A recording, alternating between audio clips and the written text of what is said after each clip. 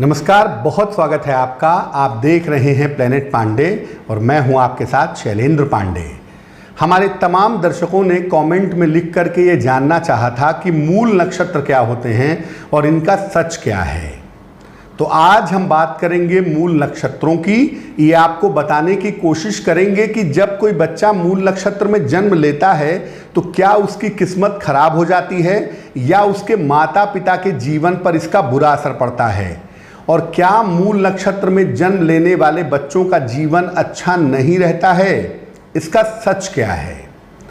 देखिए, जब भी किसी बच्चे का जन्म होता है तो उस समय चंद्रमा जिस राशि में होता है, दरअसल वही राशि उस बच्चे की राशि मानी जाती है, और जिस नक्षत्र में होता है वही उसका जन्म नक्षत्र माना जाता है, और उसी नक्षत्र के अक्षरों के हिसाब से बच्चे की राशि का नाम रखा जाता है।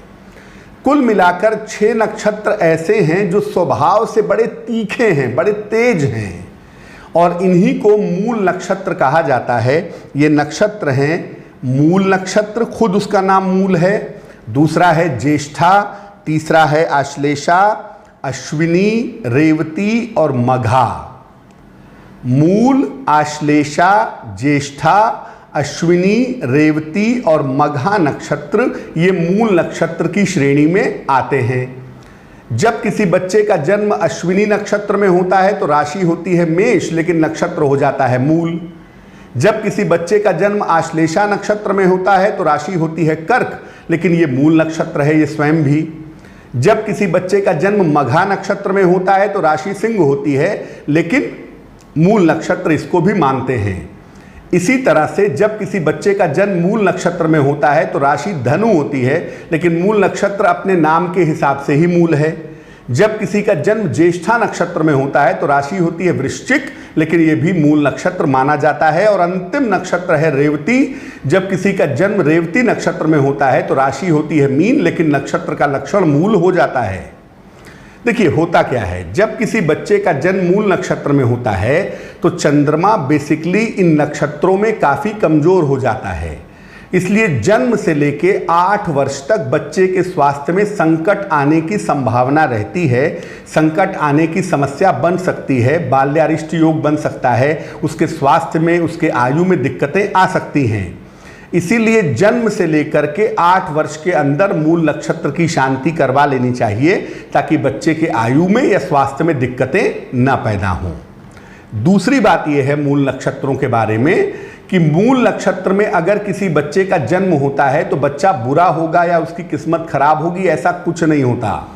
हाँ, नक्षत्र का जो असर है जीवन पर वो जरूर पड़ता है, और अलग अलग नक्षत्रों के हिसाब से उसकी ज़िंदगी पर प्रभाव पड़ता है।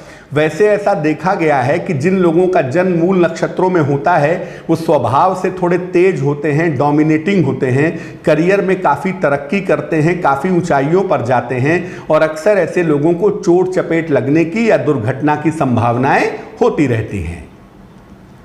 अब मान लिया कि किसी व्यक्ति का जन्म मूल नक्षत्र में तो हुआ है, लेकिन उसकी उम्र 8 साल से ज़्यादा हो गई है। ऐसी दशा में मूल नक्षत्र की शांति कराने की आवश्यकता नहीं है।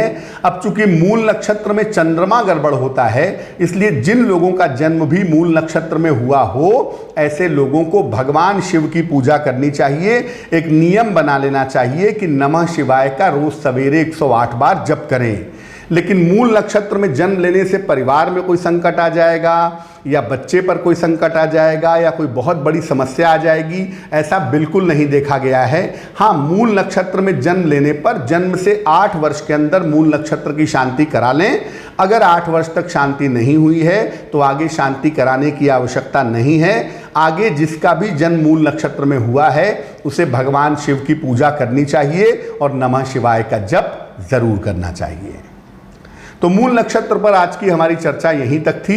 आपको मैं फिर से बता दूं कि कल यानी रविवार को हम पुनः उपस्थित होंगे, और रविवार को उपस्थित होंगे दोपहर के 12 बजे में, और लाइव जुड़ेंगे आपके साथ, आपके सवालों के जवाब देंगे। जो पिछला वीडियो मैंने कालसर्प योग का डाला था, आपने देखा है, बहुत सारे दर्शकों ने देखा है, तो उस पर जो कमेंट आए थे उसमें से बहुत सारे, तकरीबन 1200-1300 कमेंट आए थे, और तकरीबन 100 लोगों के सवालों का जवाब मैंने देने की कोशिश जरूर की थी। आगे भी आप जो वीडियो पे कमेंट डालेंगे, जो महत्वपूर्ण सवाल होंगे, देखिए 2000 कमेंट्स का जवाब दे पाना संभव नहीं है, लेकिन जो महत्वपूर्ण सवाल होते हैं 50-100 सवाल, उनके जवाब हम जरूर देंगे अपने वीडियोस के नीचे जो आप डालेंगे। लेकिन उसके लिए आप 1-2 दिन तक वीडियोस देखते रहिएगा, और वैसे भी जब आपके सवाल का उत्तर देंगे तो आपके पास तो मैसेज आ ही जाएगा। तो कल दोपहर में 12 बजे हम आपके साथ जुड़ेंगे और 12 बजे जुड़ करके लाइव आपके प्रश्नों का उत्तर देने की कोशिश करेंगे। एक बार मैं फिर से आपको बता दूं कि बहुत सारे ज्योतिषी उस बहस में चले आते हैं, कमेंट बॉक्स में चले आते हैं। आजकल कोई कन्नौजिया साहब आ जाते हैं, कोई भाग्य बदल देने वाले आ जाते हैं, कोई और सज्जन आ जाते हैं। तो इन लोगों से हमारा कोई संबंध नहीं है। हमारे ऑफिस का नंबर है 09911807700। इसी नंबर पे संपर्क करके जानकारी ली जा सकती है, इसी नंबर पे संपर्क करके सूचना जानी जा सकती है, लेकिन बाकियों की ज़रूरत आपको नहीं है। दूसरा नंबर जो हमारा है वो है 9818072644। इस पर फ़ोन करके आप जानकारी ले सकते हैं मेरे बारे में, या परामर्श के बारे में जान सकते हैं कि परामर्श देने का तरीका क्या है। लेकिन बाकी जो लोग भी कमेंट बॉक्स में आते हैं, आपको कहते हैं कि आप हमें कॉल करिए, हमसे जुड़िए, उससे हमारा कोई संबंध नहीं है। इसलिए इस तरह के भ्रम से, धोखाधड़ी से बचना आपके लिए ज़रूरी है। तो आप सबकी मंगल कामनाओं के साथ आज के लिए बस इतना ही। मुझे दीजिए इजाज़त, और प्लेनेट पांडे को ज़्यादा से ज़्यादा मात्रा में सब्सक्राइब करिए, ताकि जब भी हम लाइव हों आप हमसे जुड़ सकें, अपने सवालों के जवाब आप जान सकें। और आगे आने वाले समय में हम कोशिश करेंगे कि सप्ताह में कम से कम 2 से 3 दिन हम आपके साथ जुड़ें और आपके सवालों के जवाब लाइव दे सकें। तो फिलहाल हमारे अंक में बस इतना ही। मुझे दीजिए इजाज़त। नमस्कार।